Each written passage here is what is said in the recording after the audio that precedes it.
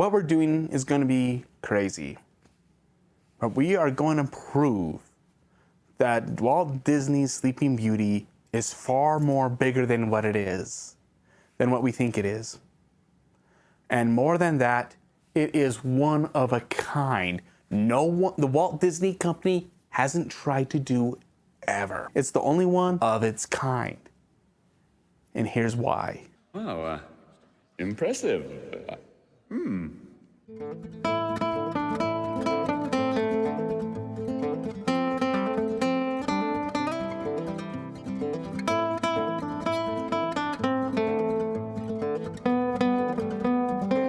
Hello, and welcome to this part of the pond, where it's the bullfrog and the one, the only Newt. Base reveal at 100,000 subscribers. It's the best incentive we have right now. All right, and for all of you that are passing by through the internet, let us give you some context. What we're trying to do is find the greatest Disney villain. And we're not doing this through a poll, we're not doing this through opinion. This is through a formula. And on this great journey to find Disney's greatest villain, Snow White and the Seven Dwarfs, all the way up to Tangled. And as we're doing Maleficent, this formula showed us something amazing. That Sleeping Beauty is far more unique of a film, and the only one that Walt Disney and the Walt Disney Company has ever done. I discovered this through the music. Sleeping Beauty, the animated movie, is unoriginal with its notes. Every note in the soundtrack, in its film track, is unoriginal. It's the only feature-length movie of Walt Disney that's unoriginal in that front. But because of that, it makes it original. What the crap of a conundrum am I in? It's Sleeping Beauty. It is Sleeping Beauty. And this ballet is important on so many fronts. For the first front, it's more like this is a bonus fact, but at the same time, this bonus fact could be more unique.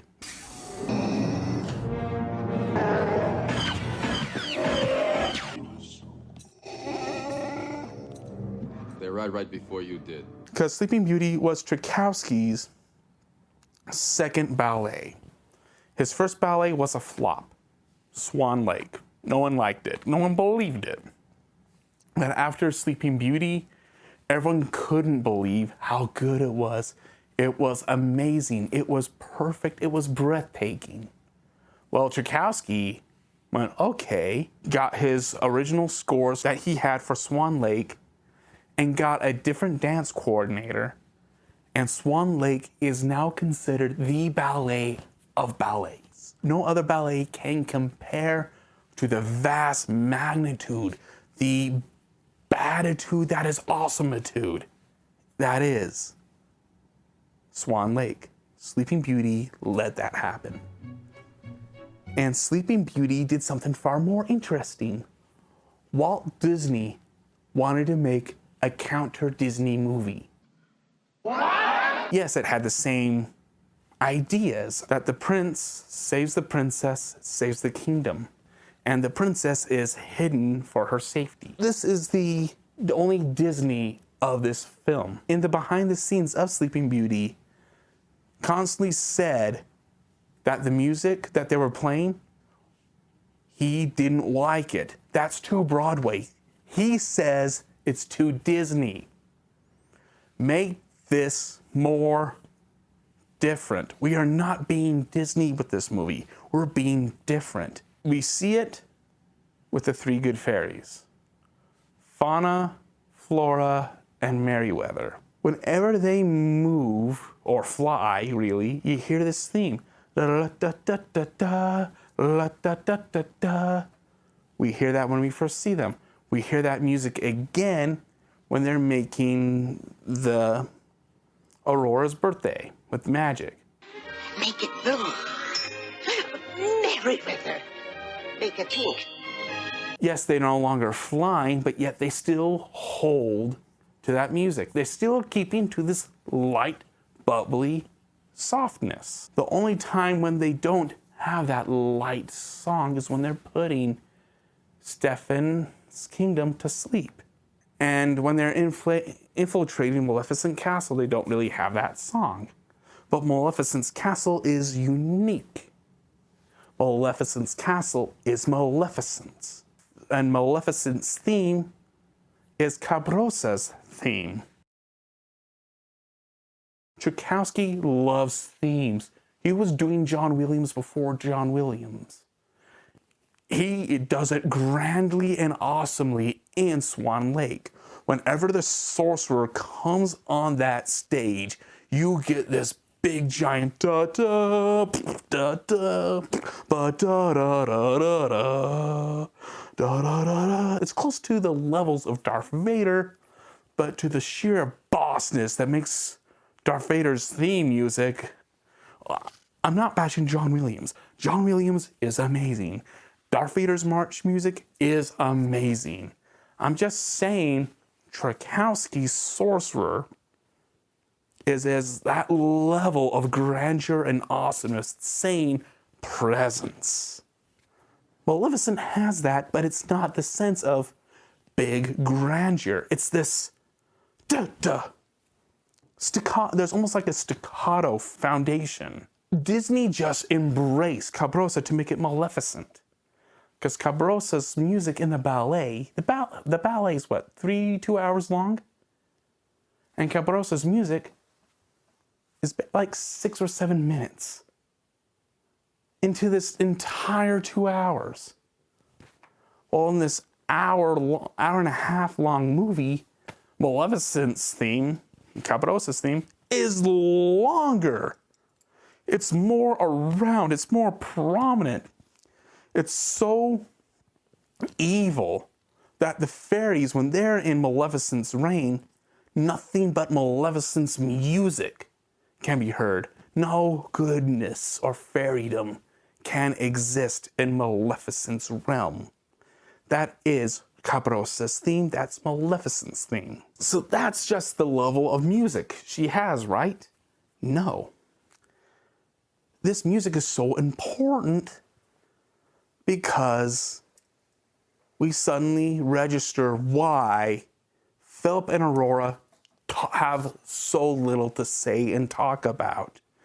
The biggest complaint we have from Sleeping Beauty is those two don't talk as much. Aurora is the Disney princess that says little. No one says less than her. Philip says almost just as little as her. Well, the reason why is this: ballet. That's a thinker. This whole animated movie is rooted more in ballet than you know.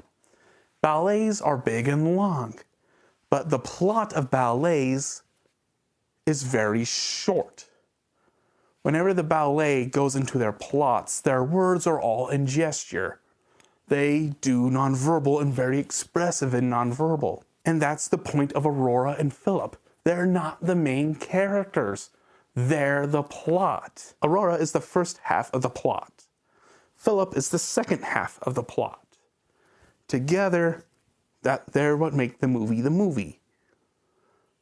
And Maleficent and her symbology going into this movie is her ruining the plot, shutting down the first half of the movie and kidnapping the second half of the movie. She wants to control the plot. So if Aurora and Philip aren't the leads, who are they? Well, you know who's a lead in a ballet? When they have their solos. When the leads go up and do these big epic numbers. And they are pretty beautiful. I'm not gonna lie. In Sleeping Beauty, we do see solos. They're not dancing. They are animated. And there's 5 solos. The first 3 solos we see are the Good Fairies solos. Each one granting their gift. The gift of love and the gift of song. That is their solos. That's why in their part of that part of the movie, it's so funky. It's animation as a ballet. Not in the sense of movement, but the sense of what animation is. It's artful, it's majestic, and it leads to a still. It's what animation, everything about what it is, showing art. Those are 3 solos. The real solo, the real main character of a ballet has way more than 1 solo. And theirs are the most prominent. Theirs are the ones that are most there. Maleficent has those. Her first solo is her cursing Aurora to die. She shall prick her finger on the spindle of a spinning wheel and die. Her second solo we'll get into later. We need to get to understand more of ballet now, because ballet is all about movement, right? And what Sleeping Beauty is an animated ballet. The 3 main good fairies are all about movement and bouncing, what we talked earlier. Maleficent is very limited with her movement. The only time we see her walk is leaving the 3 good fairies' cottage, is walking to Philip's dungeon, leaving Philip's dungeon, and climbing up the stairs to throw her spells at Philip. Those are the only 4 times we see Maleficent walk, and it's in seconds, no less. And the other time where you see her move the most as Maleficent is when she's instigating and getting mad at her henchmen. That's the only time where you see her at her most movement. Other than that, she's very still. Movement is more than just legs. It's your upper torso and how you move. The only way you can see Maleficent move is through her face and hands. That's the most prominent feature about her. Her face and hands. The rest of her we know nothing about.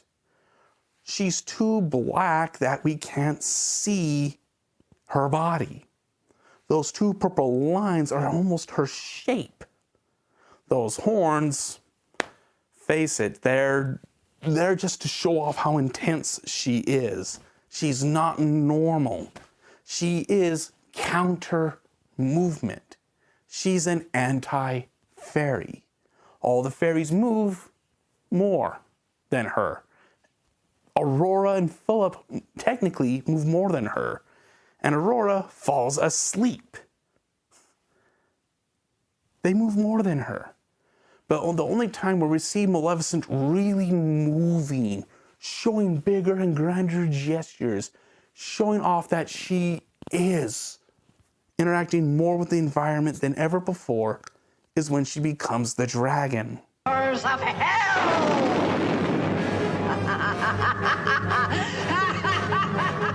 And when she's the dragon, she's actually walking, she's actually tearing things apart. Her jaws make a sound that is unnatural. When we see an animal like that, and when we hear jaws clash, we think more of this. There's more weight. There's more. But when those jaws drop, it's more like this big. It's not right. My dad said when he first saw this, he didn't like that sound as a kid. I think a lot of people don't like that sound. It's counter-realism. You see me move? I'm a dragon. I'm not natural. I'm not meant to move. When I'm normal, I don't move as much. I'm against this ballet. I'm against its plot. I'll take it and make it not move. I'll take it and throw it in a dungeon and lock it. I own the plot. I rule it. And for my biggest, greatest solo, the one that is probably the most important solo of this entire movie, proves that I am the main character. And more than that, the most important character. Thanks, Captain Obvious. Because that song, those notes you hear when she shows her second solo is the Velvet Fairy's solo from Sleeping Beauty, the ballet. The Velvet Fairy is the symbol of goodness, is the one that lays the sleeping spell to protect the castle. She's the one that makes Sleeping Beauty alive. She's the one that shows the prince Sleeping Beauty. The Velvet Fairy is that, and that song is her theme. Maleficent uses the Velvet Fairy, the main fairy of the ballet. This gives Maleficent the symbology that she's the main character of this ballet. More than that, that solo of her showing off Aurora and telling the prince, Aurora, that peasant girl is actually the princess you're betrothed to. And everything about her solo is beautiful, because Aurora's stills in this thing is very beautiful. I'm going to be honest, people, I love art. This was good art. And the stills moving in, and then her saying to Philip, I will let you go. I will let you kiss the princess. I will let you save the kingdom. But as you see in my solo, what I have planned for you, you are feeble, you are old, you are tired. So when you go to wake her up and save the day, it will be on my terms. I'll let your fairy tale go, but it'll be my fairy tale. The hero wins by losing. The girl will wake up to an old man, not to the man that she fell in love with. I will ruin your happily ever after. I get my hand and stretch it out and go into the fourth wall to Tchaikovsky's play of the Velvet Fairy, the symbol of love and goodness that triumphs over evil. I take that solo and the symbology of the fairy tale itself, the plot of everything, and pull it into me, and I use this music to show how I am evil. I mock this plot, for I will make the plot mine, and this is what I'll do. And I will enjoy it. I will mock you for it. And in this castle, where it's just my theme and only my theme, I make the music here. I show the music of goodness, and this is how I use it. This is my music. This is me, Maleficent. Listen well, all of you. The Velvet Fairy theme is her theme. Cabrosa's theme is her theme. She is a counter ballet. She is anti-movement. If she moves, it's meant to be unnatural. This is what Maleficent is meant to be. This is what Walt Disney was trying to achieve. This is the greatest evil in animation because of animation. And you see it through animation and music. This is what he did. This is what he wanted. An animated ballet. This is what Sleeping Beauty really is. Everything about it. It just suddenly clicks. Watching it too many times to get my time right, it suddenly clicked. This music you can follow. You can watch the original ballet and compare solos with solos. Merryweather's theme, the blue circle fairy. As I was doing research at work for our upcoming videos, I found out that beat about no original note, well, I've tried my best and I've yet heard the three fairies solos on Tchaikovsky's Sleeping Beauty, so technically there is original notes. And I've yet to find that in the ballet, so we admit our faults. It's all about music. It's all about the animation. This is an animated ballet. That's what the theme, that's what it's all about. Why Maleficent stands so firm as a great villain? It's bigger than we know. Her evil may be one thing, but this is the foundation that we will have when we go to when we put her through the formula. So this prologue, this wordy analyzation of Maleficent is just the prologue. And I hope you all are going to enjoy what's going to be next for this character. There's a reason why we have a big mug for this one, for Disney villains. And the last Disney villain that had 3 videos was the stepmother from Cinderella. And Maleficent is at least 3.